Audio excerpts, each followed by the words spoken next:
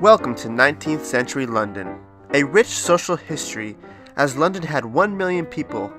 They were only joined by Paris and New York by the 1850s. Now, product of their economic dominance of colonial imperialism, specifically with the East India Company, London developed a high concentration of craft skills. Seeing a richly generated buoyant employment rate, with a highway economy in retailing, porterage, and transportation. The middle-class jobs were a wide array of services. With the advent of the camera, photography became capturing some of the construction and social projects going on in London. Among those services were laundry keepers, washer and dryers, investment banking, construction, railroad construction, and part-time labor. Unlike the South, that was heavily dependent upon cotton and eventually allowed cotton to be its collapse, London was not too dependent off of any one thing. That being said, there was also a large disparity between the rich and the poor. This stratification created a wealth dichotomy. The prudent caricature of Victoria-era London becomes ironic to the actual circumstances of living in London. By the 1840s, London had established a railroad system, and by 1845, 71% of men could read. Coincidentally, with the United States having their own underground railroad in the 1860s, London was the first city to have an underground railroad by the 1860s. 1/3 of London's workers were in manufacturing and skilled specialized trade, while 26,000 civilians were engaged in government. 15% of all of the United Kingdom's workers worked in London. Karl Marx and John Stuart Mill lived in London during the Victorian era. From an analysis of each philosopher's letters and publications, it is evident the social visibility and exposure to everyday life had facilitated and influenced the great ideas and philosophies of both Karl Marx and John Stuart Mill. Their exposure to things now invisible to the United States, such as factory farming, prison systems, white-collar crime, malnutrition, mental illness, targeting of women and the poor. The poverty visible of Victorian era is absent from today's society. Hidden by media and popular culture, it becomes evident that the stagnation of philosophical revolution and transcendence that is yet to be seen since Karl Marx and John Stuart Mill is being suppressed by the invisibility of such social issues. I've never seen where my meat comes from, nor have I ever been to a prison. I have some knowledge of white-collar crime, but I need to really focus critically. I'm taking it upon myself to view my daily life and see how invisible these realities really are. You know, believe it or not, these eggs are actually from my aunt in Northern California.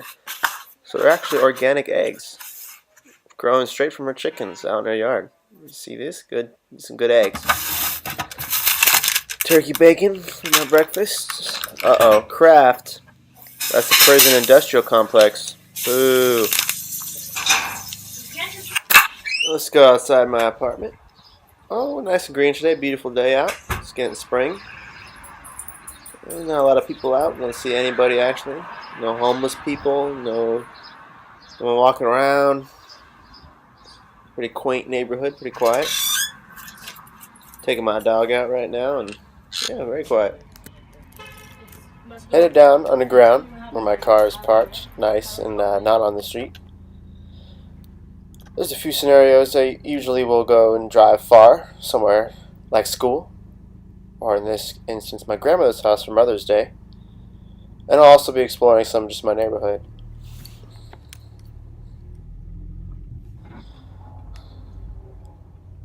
Left. So I'm headed to the mall. Gonna look for a Mother's Day gift for my mother. And let's see some of the things we can find on the way.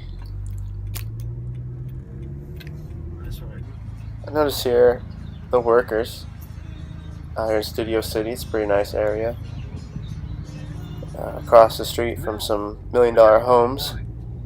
Give somebody else that was You could say there's a wealth dichotomy there. It represents social stratification, a class system, some of the things that were identified in Marx's writings. Those guys might have won without Phil, though. You know you're in good hands. 844-24, Jacob.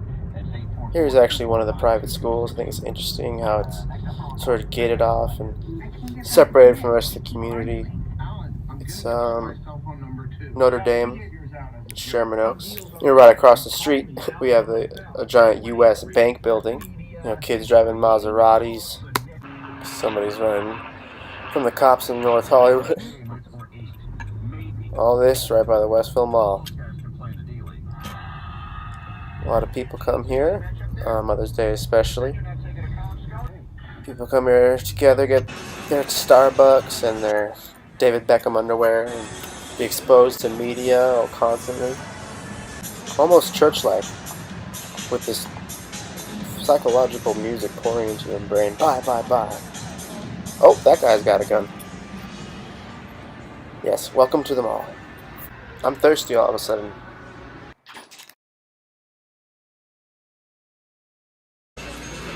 This is my wonderful sister and I at the mall. I'm trying to get some food. She's vegan. I'm not. But we were able to get some Mediterranean food. Sit amongst the locals, if I may say so. Families around feeding their kids. My sister gets the falafel. Of course, I get beef kebab on garlic fries. They were out of chicken. Can you believe that? Now, I'm sorry if you're hungry at this moment.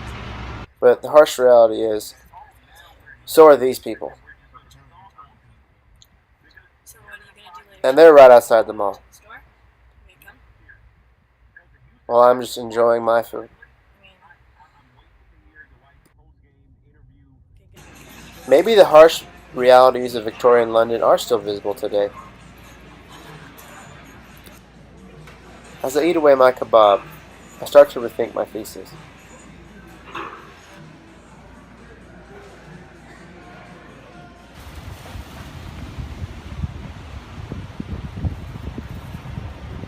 After getting my mother a gift, we're headed to Upland, California to visit my grandmother for Mother's Day.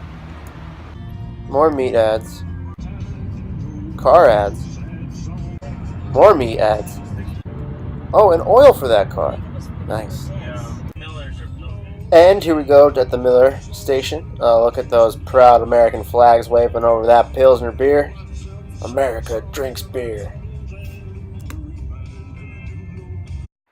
With advertisement being at the core of the everyday life experience of the average American, we are constantly being bombarded psychologically by these advertising and media companies to reach us at a point to make us compulsively buy their products. Other things like brand loyalty, they facilitate these ads, and the ability for these companies to make money greatly affects the everyday life of Americans. As I'm putting this out and making them visible, it is hard to imagine that everyday American would understand these terms. Hopefully the educated, at least college students such as myself, can come to terms with these to help identify with Marx's mill and the sort of philosophies they developed in Victoria-era London. Corporate pressures, loss of identity, disenfranchisement among workers all go behind the scenes unnoticed. What is visible here, a Marine Corps ad, connecting itself with sports, endurance, family, protection, friends, action, helping others, sports, which is exactly what's on the news, the first channel I flipped to, not anything about Baltimore or some of the other key social issues in our country. Here's a Beers magazine about breweries and wine and cigarettes and makeup. It's my skate company that I own and operate. But here we're going to go. I'm going to go to Facebook. Because everyone goes on Facebook at least once a day, right? So I'm going to scroll down. I'm going to try to find my first political post. Art. This is very beautiful. Friend in London, skateboarding, family, it's a cute dog. Oh, okay, there's the first one. It's about the Baltimore riots.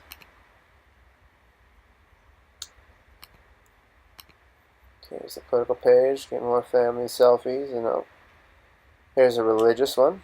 Religious? So maybe I have some nice friends that are actually somewhat into activism, maybe slacktivism, but maybe we can rebuild America. Maybe we can finally see those things that have been invisible to us. Things that are really important. How we can change the way we treat animals and the way we treat human beings. But why do I find myself unable to change the channel from this basketball game? Is it because I've been conditioned that way? Is it because the things are invisible? Or maybe they are visible, and our apathy has set us apart from those great thinkers. I originally thought that many of the social stratifications that were evident in Victoria, London were invisible in today's society. But as I've grown and transcended through this project, I think that these things are visible.